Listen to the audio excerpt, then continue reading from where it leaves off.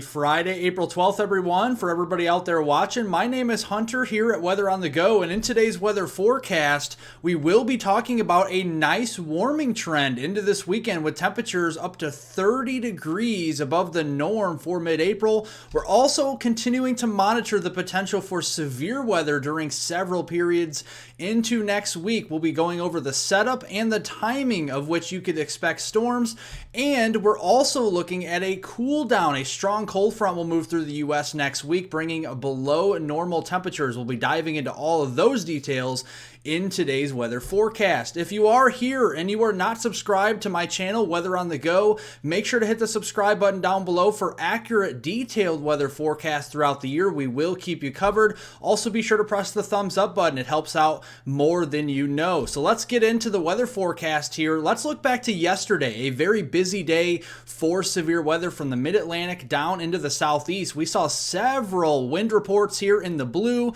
some hail reports in there, and even a tornado reported on the ground through portions there of Florida. So definitely a very busy day of severe weather across the eastern U.S. yesterday. And as we go through today, we still have that low pressure system that did bring all of that severe weather up into the northeast. We see the deformation, rain, and snow band on the backside here. Wet snow up into Ontario, but rain for portions of the eastern Ohio Valley. Some cloud cover, some rain showers at times for the northeast. Otherwise, it's dry to the west for the most part in the middle of the country and the western third of the country through the day. Now, with that said, we do have to watch a marginal risk, a rare marginal risk out here in the Pacific Northwest from northwest Nevada into eastern Oregon, into central Idaho, into western Montana here for some strong winds and some larger hail as we do go through the day today.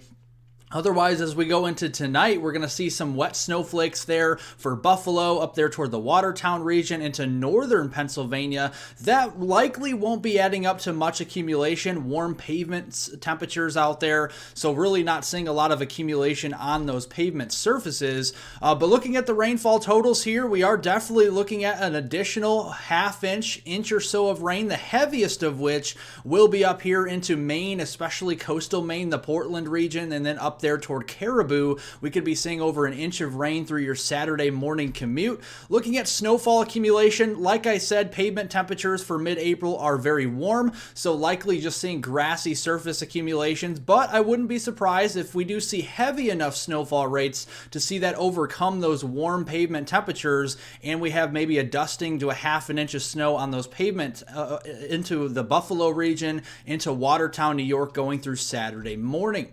Going into this weekend, folks, we are in for a treat. We have very nice weather on the way for Saturday and Sunday. A ridge of high pressure is going to be locked in place across the middle and eastern portion of the United States.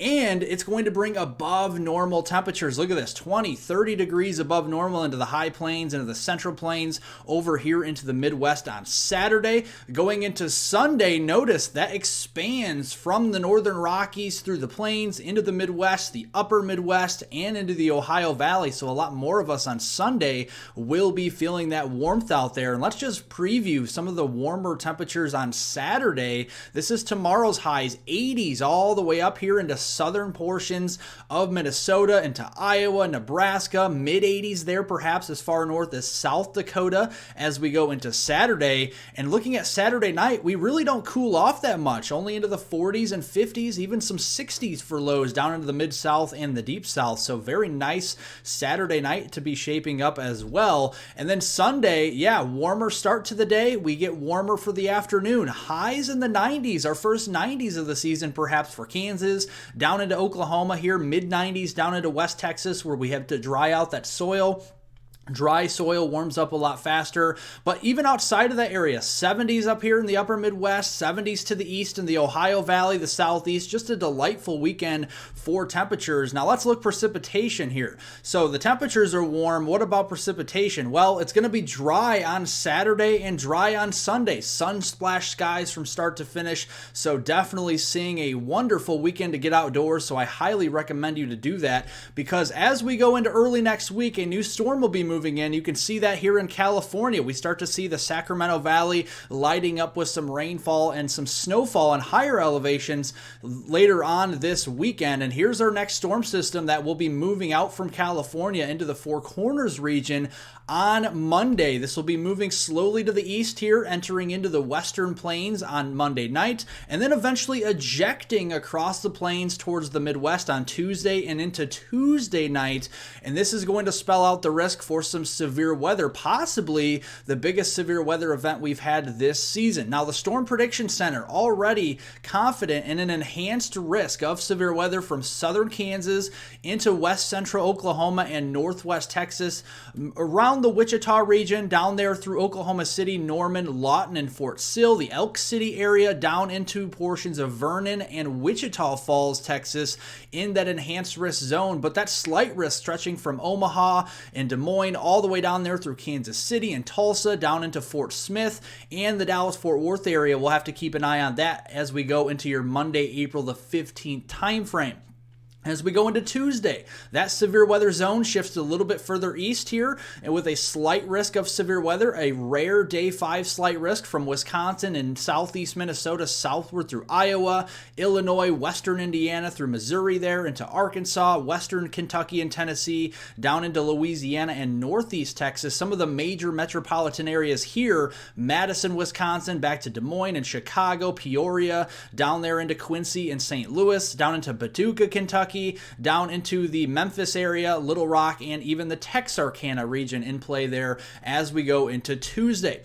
Let's look at Monday's setup here first. We do have a sharp dry line that will be extending from the Central Plains southward into the Southern Plains. Ahead of that, dew points will be into the 60s, so the Gulf of Mexico pumping moisture northward, very dry air out of a drought-stricken Four Corners region. This is going to provide the setup for lift, that dry line on Monday night, and there you go, lifting these air parcels up to produce big thunderstorm updrafts here, as we have some pretty decent CAPE for mid-April, around 1,000 to 2,000 joules per kilogram Monday into Monday night, and a decent mid-level jet rounding the base of that trough here, negatively tilted trough on Monday, and a ferocious low-level jet here trying to rotate some of those storms and organize them. So looking here at the general timing, this will change a little bit between now and Monday, but giving you an idea here, Monday morning generally pretty quiet. Can't rule out a shower or a storm here with this unstable setup, but I think it's the afternoon that we start to light up the radar here from the central and southern plains up there towards the mid-Missouri Valley. We'll have to keep an eye on that for all modes of severe weather, including some stronger tornadoes.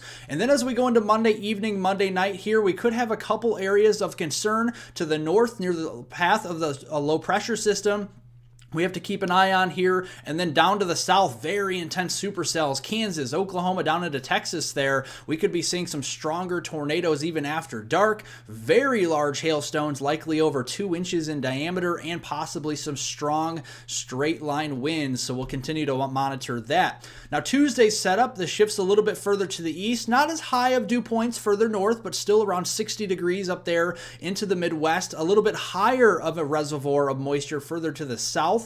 Dew points into the mid and upper 60s down across the Arklatex region as we go into Tuesday night. And you can see the instability also not as high on Tuesday versus Monday, but what will pick up the slack for the instability will be an even stronger mid-level jet that is negatively tilted here as we go into Tuesday. But the low-level jet on Tuesday is much stronger, around 60 to 70 knots here, especially into the mid-Mississippi Valley, and this is going to spell out some trouble. Now, there is a little bit of uncertainty with the storm action during the morning hours on Tuesday. Do storms weaken, or do they kind of persist through the morning? That is the big question mark here. So Monday's severe weather threat will play into Tuesday's severe weather threat. So we'll keep an eye on Tuesday morning there, still an ongoing severe weather potential, mainly with large hail. Now, what happens in the morning? Do those storms weaken and then they refire, or do we see those storms persist? If they persist, we'll see them re-intensify as they push further east here as we go into Tuesday afternoon, and all modes severe weather setup for the upper and middle lower Mississippi Valley region here.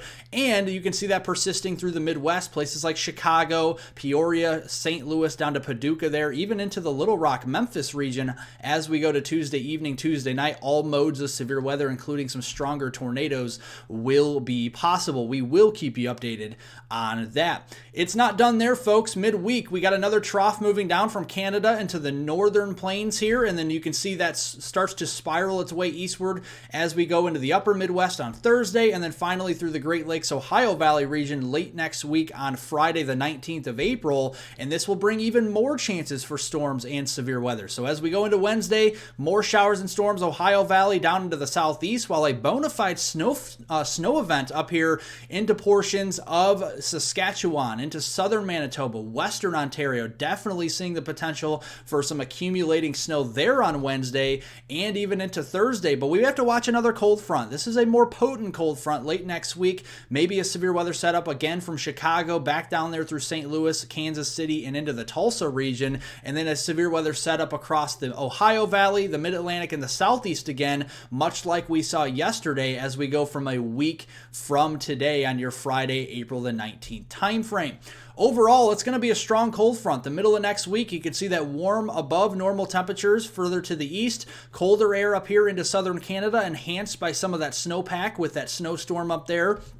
And then that will be diving southbound all the way down to the Gulf Coast, folks, as we go into late next week. So this cold front will be impacting a lot of us from the Rockies on east across the eastern U.S. later next week, bringing us those below normal temperatures for a time as we go towards that Friday, April the 19th.